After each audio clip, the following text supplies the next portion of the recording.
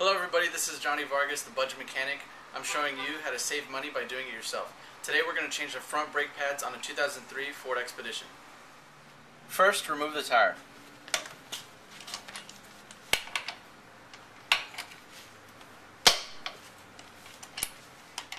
Next, find a sturdy jack point and jack up the vehicle.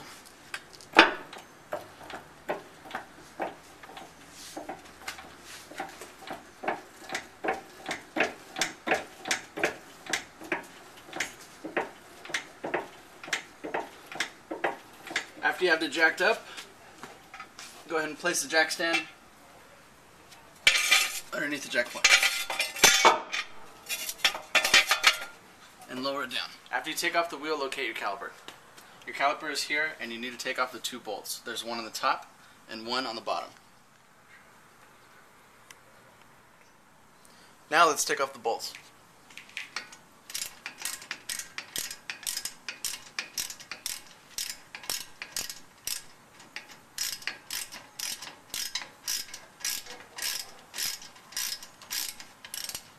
This caliper has a retaining clip. We need to remove this retaining clip before the brake pads can come out.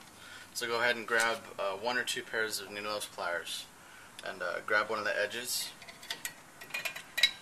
and just pry it out. And be careful, sometimes you don't get new ones when you get the new brake pads, so you have to be careful with these.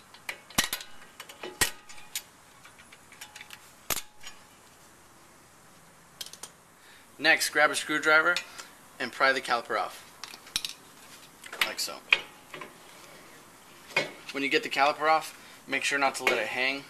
You usually have, in the rear you have a parking brake cable, but here you just have a regular brake line, and you don't want this to bend. So set it on a crossbar or somewhere safe, up here.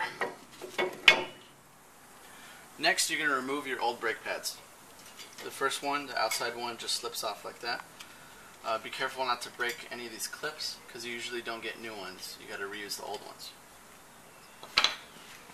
And the inside pad, there's three prongs inside either one single piston or two single pistons. This has two pistons. We're going to grab the edges like this and just pull.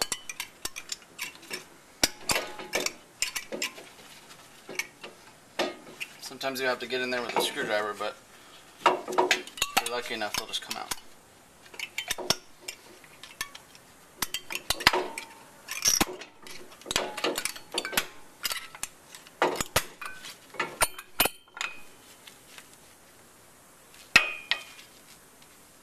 Next, before you proceed, you want to clean all of this old stuff out. Get some brake parts cleaner, some carb cleaner, and just spray inside the caliper. Here where the old brake pads were contacting. You could let it sit for a while, or you could just wipe it off. It'll get all that old dirt and grease and grime out of there. If you don't have two C-clamps to compress piston 1 and 2, and you only have one, you can get something long and sturdy like this, a file or a crowbar or something flat and long, to put across both of the pistons and compress it with the C-clamp. You got to get the two pistons flush with the rims of the pistons.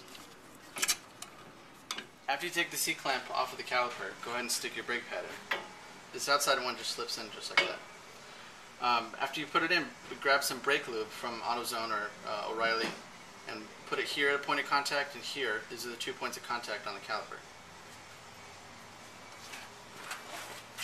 Next, you're going to get the inside brake pad, stick the prongs in, press hard,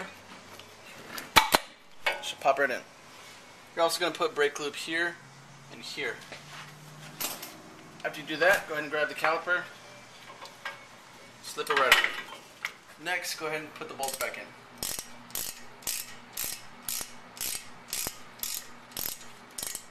Next, put the retaining clip back in.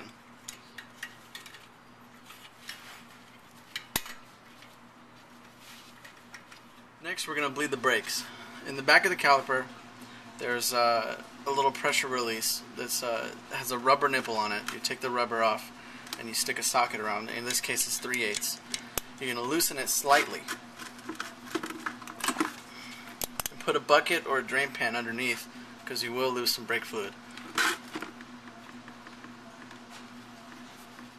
Next, go ahead and get in your car and you're going to step on the brakes 4 times. And on the 4th time, hold down the brake as far as it can go.